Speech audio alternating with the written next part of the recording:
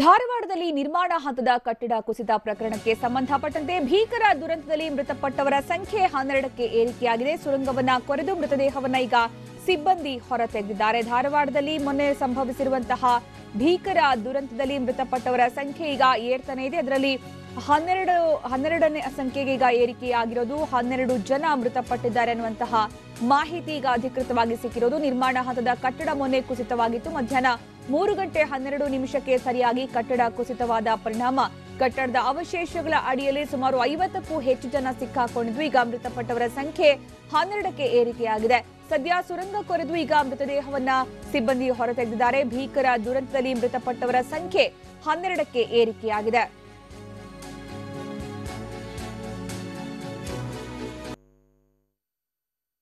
ಇನ್ನು ರಕ್ಷಣಾ ಕಾರ್ಯಾಚರಣೆಯ ದೃಶ್ಯವನ್ನು ನಾವೀಗ ನೋಡ್ತಾ ಇದ್ದೀವಿ. ಇನ್ನೂ ಕೂಡ 2ನೇ ದಿನವೂ ಕೂಡ 3ನೇ ದಿನ ಇವತ್ತು 3ನೇ ದಿನವೂ ಕೂಡ ಈಗ ರಕ್ಷಣಾ ಕಾರ್ಯಾಚರಣೆ ಇನ್ನಷ್ಟು ವೇಗವಾಗಿ ನಡೆಸಲಾಗ್ತಾ ಇದೆ. ಆದರೂ ಕೂಡ ಎಲ್ಲರನ್ನ ಹೊರತೆಗೆಯೋದಕ್ಕೆ ಇನ್ನೂ ಕೂಡ ಸಾಧ್ಯ ಆಗಿಲ್ಲ. ಇನ್ನಷ್ಟು ಜನ ಅವಶೇಷಗಳಡಿಯಲ್ಲಿ ಸಿಕ್ಕಾಕೊಂಡಿರಬಹುದು ಅಂತ ಹೇಳಲಾಗ್ತಾ ಇದ್ದು, ಮೃತರ ಸಂಖ್ಯೆ ಏರಿಕೆಯಾಗ್ತಾ ಇರೋದು ಕೂಡ ಅಲ್ಲಿ ಆತಂಕಕ್ಕೆ ಕಾರಣವಾಗಿದೆ.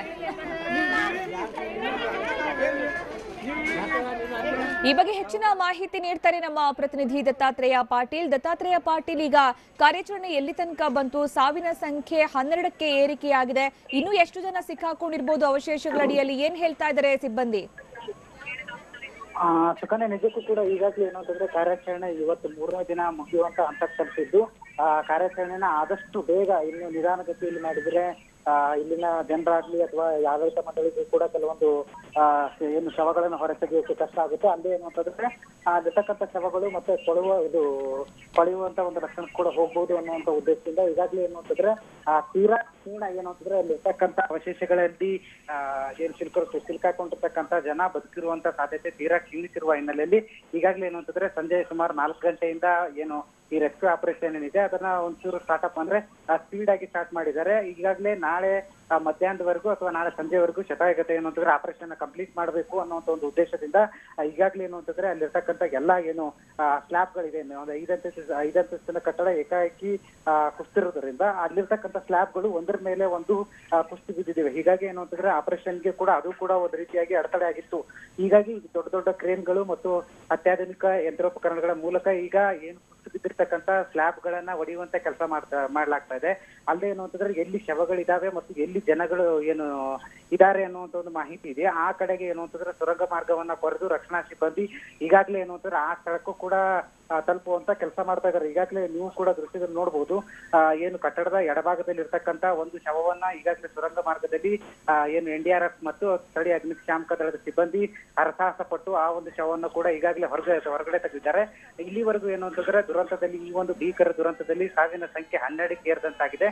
ಇನ್ನು ಏನು ಅಂತಂದ್ರೆ ಪೊಲೀಸ್ ಆಯುಕ್ತರು ಮೊದಲೇ ಹೇಳಿದಂತೆ ತಮ್ಮ ಸಹಾಯವಾಣಿಗೆ ಬಂದಂತ ಮಾಹಿತಿ ಪ್ರಕಾರ ಇನ್ನೂ ಸುಮಾರು ಏನು ಅಂತಂದ್ರೆ ಕನಿಷ್ಠ ಪಕ್ಷ 10ರಿಂದ 12 ಜನ ಇದ್ದಾರೆ ಅನ್ನುವಂತ ಒಂದು ಮಾಹಿತಿ ಕೂಡ ಈಗಾಗಲೇ ಖಚಿತವಾಗಿದೆ. ಹೀಗಾಗಿ ಏನು ಅಂತಂದ್ರೆ ಯಾವುದೇ ಕಾರಣಕ್ಕೂ ನೆಗ್ಲೆಕ್ಟ್ ಮಾಡೋದೆ ಆದಷ್ಟು ಏನು ಅಂತಂದ್ರೆ ರೆಸ್ಕ್ಯೂ ಆಪರೇಷನ್ ನ ಸೂಕ್ಷ್ಮವಾಗಿ ಮತ್ತು ಅಲ್ಲಿರ್ತಕ್ಕಂಥ ಜನರನ್ನ ನಾವು ಶತಾಯಗತ ಏನು 100% ಆಗಿ ಅವರನ್ನ ಸುರಕ್ಷಿತವಾಗಿ ಕರ್ತರಬೇಕು ಮತ್ತು ಅವರನ್ನ ಆಸ್ಪತ್ರೆಗೆ ಕಳಿಸುವಂತ ನಿಟ್ಟಿನಲ್ಲಿ ಆಂಬ್ಯುಲೆನ್ಸ್ ಗಳನ್ನ ಕೂಡ ರೆಡಿಯಾಗಿ ಇಟ್ಕೋಬೇಕು ಅನ್ನುವಂಥದ್ದು ಸೂಚನೆ ಮೇರೆಗೆ ಮತ್ತೆ NDRF ಇರ್ಬೋದು, ಸ್ಥಳೀಯ ಅಗ್ನಿಶಾಮಕ ದಳ ಇರ್ಬೋದು, ಈ ಎರಡೂ ಕೂಡ ತಂಡಗಳು ಏನು ಆಪರೇಷನ್ ಗಿಳಿಸಿರ್ತಕ್ಕಂಥದ್ದು.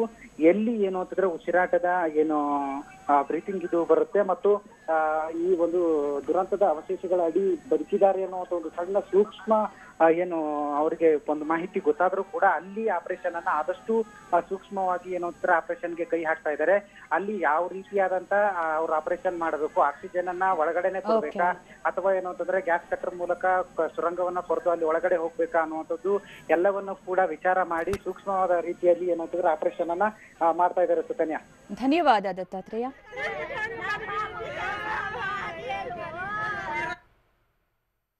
ತಾಯಿ ಬದುಕಿದಳು, ಆದ್ರೆ ಅವಳ ಕಣ್ಣೆದುರೇ ಮಗು ಸತ್ತು ಬಿದ್ದಿತ್ತು. ಬದುಕುವ ನಂಬಿಕೆಯೇ ಬಿಟ್ಟು ಅವಶೇಷದಡಿ 3 ಕುಳಿತಿದ್ರು. ರಕ್ಷಿಸಲು ಹೋದ ರಕ್ಷಣಾ ಸಿಬ್ಬಂದಿಯನ್ನ ದೇವರಂತೆ ನೋಡಿದ್ರು. 3 ದಿನಗಳ ಕಾರ್ಯಾಚರಣೆಯಲ್ಲಿ ಈ ರೀತಿಯ ಮನಕಲಕುವ ಘಟನೆಗಳು ಕಂಡುಬಂತು. ಕಟ್ಟಡ ದುರಂತದಲ್ಲಿ ಬಚಾವಾದ ಒಬ್ಬೊಬ್ಬರದ್ದು ಕೂಡ ಒಂದೊಂದು ಘೋರ ಅನುಭವ.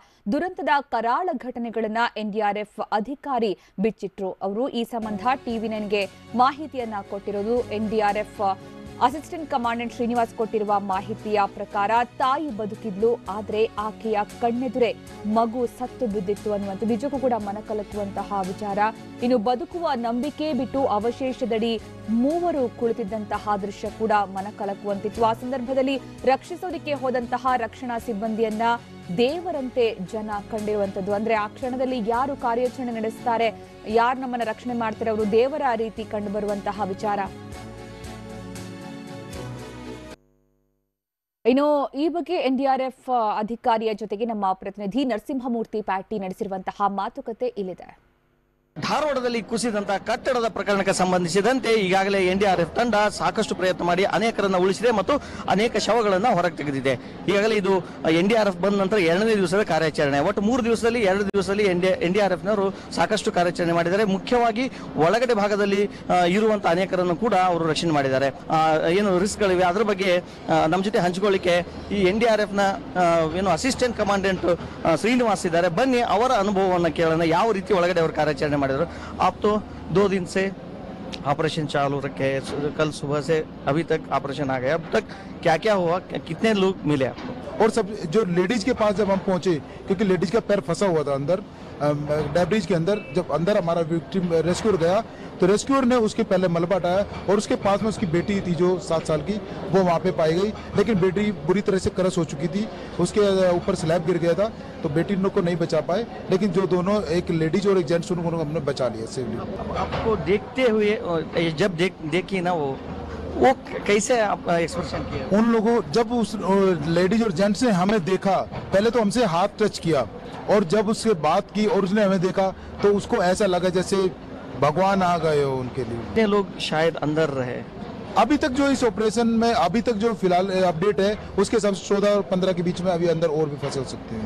उनके बचाने का कोई उम्मीद है कि आपको क्या लग रहा है? आप अंदर जाते हैं और सब देखते हैं वहाँ कितना प्रॉब्लम रहता है बोल के, आप तो उसको आपका एक्सपीरियंस रहता है, आप आराम से बाहर आ सकते हैं.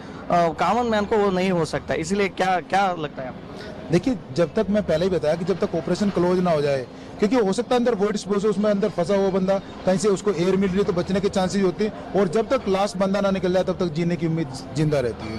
आपको कितने दिन तक ये ऑपरेशन अभी तक जारी रहेगा? ये 2-3 दिन के आसपास तो और ऑपरेशन ये कंटिन्यू चलेगा, क्योंकि जब तक पूरा डेब्रिज क्लियर नहीं होती तब तक इस ऑपरेशन को कंटिन्यू रखा जाएगा. कहाँ से ऑपरेशन शुरू कर दिया और कहाँ तक आ गए अब?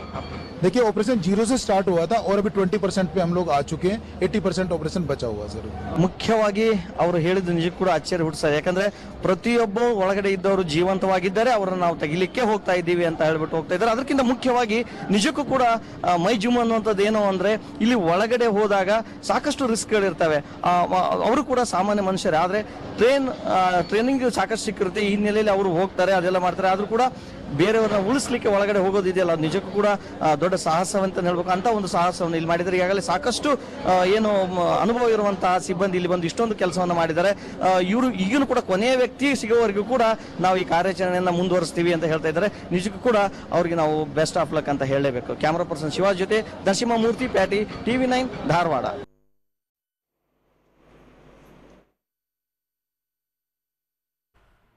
ಚಿಕಿತ್ಸೆ ಪಡ್ಕೊಳ್ತಾ ಇರುವಂತಹ ಗಾಯಾಳುಗಳ ದೃಶ್ಯ ನಿಜಕ್ಕೂ ಕೂಡ ಈಗಾಗಲೇ ಅಧಿಕಾರಿ ಹೇಳ್ತಾ ಇದ್ರು. ಅಂದ್ರೆ ಯಾವ ರೀತಿಯ ಪರಿಸ್ಥಿತಿ ಇತ್ತು ಅಲ್ಲಿ ಅನ್ನುವಂಥದ್ದು. ಅಂದ್ರೆ ರಕ್ಷಿಸೋದಕ್ಕೆ ಬಂದಿರೋರೇ ದೇವರ ರೀತಿ ಕಂಡು ಬರ್ತಾ ಇದ್ರು. ಕಣ್ಣೆದುರೇ ಎಷ್ಟೊಂದು ದುರಂತ, ಕಣ್ಣೆದುರೇ ಶವ, ಅದರಲ್ಲೂ ಕೂಡ ತಾಯಿಯ ಎದುರಲ್ಲಿ ಮಗುವಿನ ಶವ ಬಿದ್ದಿರೋದು ನಿಜಕ್ಕೂ ಕೂಡ ಅದನ್ನ ಊಹೆ ಮಾಡ್ಕೊಳ್ಳೋದಕ್ಕೂ ಕಷ್ಟ ಆಗುವಂತಹ ವಿಚಾರ. ಅಂತಹ ಮನಕಲಕುವ ಘಟನೆಗಳನ್ನ ಅಲ್ಲಿ ರಕ್ಷಣಾ ಸಿಬ್ಬಂದಿ ನೋಡಿದ್ದಾರೆ, ಜೊತೆಗೆ ಅವರ ಅನುಭವವನ್ನ ಕೇಳಿದ್ದಾರೆ, ಜೊತೆಗೆ ಕಣ್ಣೀರನ್ನ ಕೂಡ ಕಣ್ಣಾರೆ ಕಂಡಿದ್ದಾರೆ.